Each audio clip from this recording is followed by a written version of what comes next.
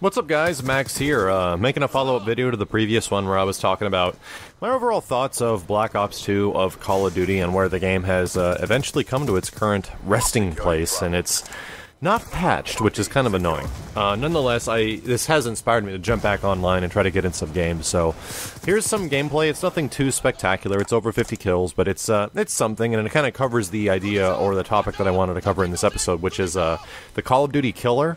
Mentioned it a few times before. There has been few games that have come out that have actually potentially taken the top spot over Call of Duty as far as being like the #1 multiplayer competitive shooter. Battlefield 3 definitely was the game for a little while that a lot of people saw potential with, and biggest problem on consoles is that it didn't run nearly as well as it did on PCs, and on PC, Battlefield 3 is probably the place to go for a very similar shooter of its kind. Although it takes things like Team Fortress and Counter-Strike are still extremely relevant in that regard. Nonetheless, what I wanted to talk about was the next Call of Duty Killer, which needs to be a really good console shooter at the same time while being a good PC game. Now, what's interesting is that over the past couple of years, ever since that Infinity Ward was disbanded by Activision after the events of Modern Warfare 2, Activision pretty much laid off all the people that were actually good at Infinity Ward a couple of years ago. All the guys that were pretty much responsible for making Call of Duty awesome, even though they had some weird design decisions with Modern Warfare 2. But for the most part, Modern Warfare 2 is still a really fun game, and still really enjoyable, even though broken in many regards at the same time. All these guys that actually showed a lot of talent at Infinity Ward, anyone that was significant left and was gone, and they formed a studio called Respawn Studios. Now, what they're working on, nobody actually knows, but it was recently revealed that Respawn Studios, after the many years that they've been gone from Activision now, it's coming close to like 3 years, they're actually going to be showing off their game at E3. So, here's where the big questionability comes in, are they making the next Call of Duty Killer? And I think they are, and the reason being is this. You have these guys that worked for Activision for a very long time, making the Call of Duty franchise the biggest thing ever, and essentially giving the company something to stay afloat on. Without Call of Duty, Activision would have never purchased Blizzard, and they would never have become as big as they are now, and they still rely on Call of Duty to make themselves really big. But in general, these guys are the ones that actually made Call of Duty good, and Activision fired them because of really weird reasons, like they weren't getting paid the bonuses they were promised for Modern Warfare 2, and Activision refused to pay them. Really shady stuff like that. So what happens now is that, what's their inspiration? Do you think that they're going to go for like a completely new, like brand new type of game that isn't similar to the stuff they've done before? Because Infinity Ward has not very much strayed from what they're best at, which is first-person shooters.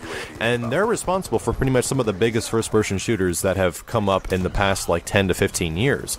Not the biggest, but in terms of like warfare type of shooters, they're up there, man. And now it's like, well, do these guys go back and they make something brand new, or do they do something to take down the giant conglomerate that they were pretty much responsible for? I mean, I would think that these guys went into or go into development of a game to take out Call of Duty.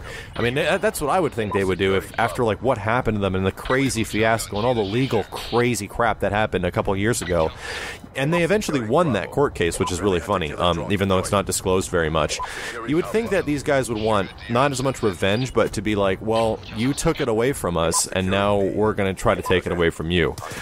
Which I think Activision deserves at this point. I mean, it's hard for me to put into words exactly what I want from this company, but I do think that they're making something like the Call of Duty Killer, something that will rival Call of Duty in terms of playability, fun factor, and online multiplayer, because not many games have come very close to do it. Like I said, Battlefield 3 is pretty much the one title that came close to doing it, and it got probably the furthest of any of them by any means, but there's been a lot of other shooters, that have tried to copy the Call of Duty formula, and they just get things wrong. They just don't get 60 frames per second, it's choppy gameplay, it's unbalanced as hell, the maps are like too big, or something like that. They don't take a fact that it's an arcade style shooter. So I'm thinking that if I would put money on it, I'm going to be going to E3 this year, so I'm really looking forward to either talking with these guys or checking out what they got. I would like to make just like a fictional bet with everybody right now. I'm wagering that when I go to E3 this year, we're going to see something of Respawn Studios, and it's going to be the game that is going to be the Call of Duty killer, or is targeted as being the Call of Duty killer. I really think so. I think it's going to take all the things that make Call of Duty good and finally fix all of the ridiculous problems that we've been having while making it a military or modern-day military to futuristic type shooter. I do think that's what it will be, and I think that it's going to run on next-generation consoles. It's going to be close to being maybe a launch title, and it's going to go in direct competition with Call of Duty. And its goal is to take down the spot as the #1 console multiplayer shooter. So, who knows? It's something to keep your thoughts on, and it's something that could be very exciting for E3 and potentially the launch of the new generation consoles later this year. So, let me know what you guys think. Let me know if you are anticipating Respawn's new game, and let me know if you think that the Call of Duty formula does need a reboot of some kind.